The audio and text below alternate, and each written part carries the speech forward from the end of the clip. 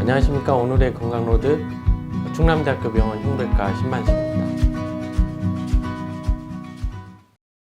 대동맥판막은 심장에서 전신으로 뿜어져 나간 혈액이 다시 심장으로 역류되어 들어오지 않도록 열렸다 닫혔다 하는 얇은 막으로 되어 있는 관문입니다.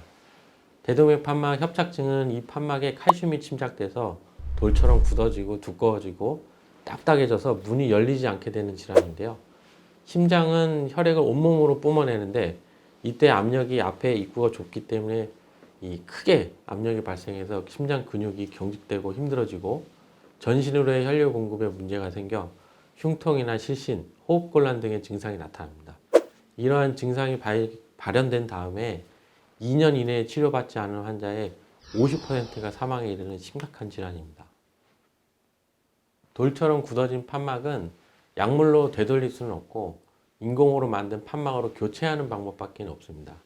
전통적으로 인공판막 수술은 가운데 가슴뼈를 절개하고 망가진 판막을 도려낸 다음에 인공판막을 심는 것인데 일반인들 입장에서는 가슴을 열고 생명에 직결되는 심장을 수술한다는 것은 무서운 일일 것입니다. 하지만 대동맥판막 협착에 대한 수술 성공률은 97에서 98%에 이르고 최근 80세 이상의 고령의 환자에서도 높은 수술 성공률을 보고하고 있습니다. 단순 확률만 따져도 증상이 있는 대동맥판막 협착증을 그냥 지켜보는 것보다는 수술하는 것이 오히려 안전한 방법입니다. 인공판막 치환술의 증상 개선 효과도 매우 좋습니다.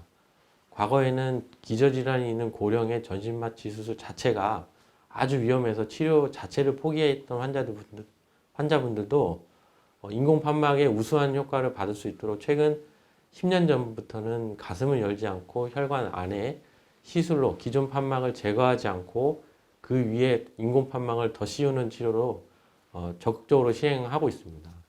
수술이 두려워서 꺼려하던 환자들도 최소 침습 시술로 확실한 증상 개선이 이루어져서 만족도가 굉장히 높습니다.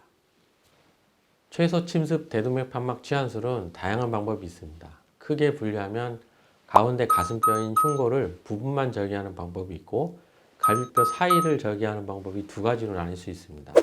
충남대학교 병원 흉부외과에서는 그 중에 통증과 출혈을 더 줄이고자 뼈를 절개하지 않고 갈비뼈 사이를 절개하는 수술법을 2020년부터 시행하고 있습니다.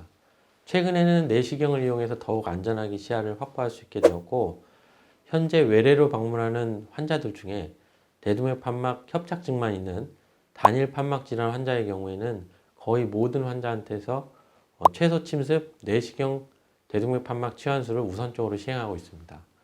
고위험 환자가 아닌 경우 수술 후 4일에서 5일 정도면 퇴원하게 됩니다.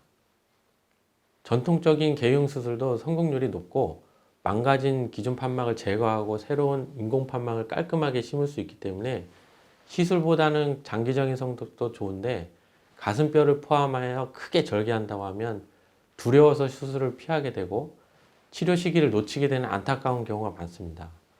하지만 최소 침습 수술은 전통적인 가슴을 여는 수술보다는 합병증 발생률이 낮고 수술 후 회복이 빠르고 입원 기간도 짧고 미용적으로도 우수하고 일상으로 회복이 빠른 재활 기간 또한 짧습니다.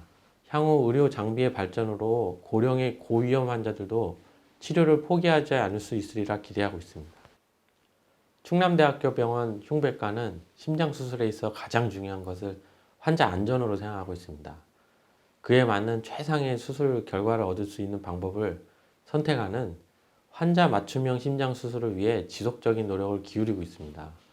심장 질환 치료를 절대 포기하지 마시고 충남대학교 병원 흉부외과 의료진과 꼭 상의하시기 바랍니다.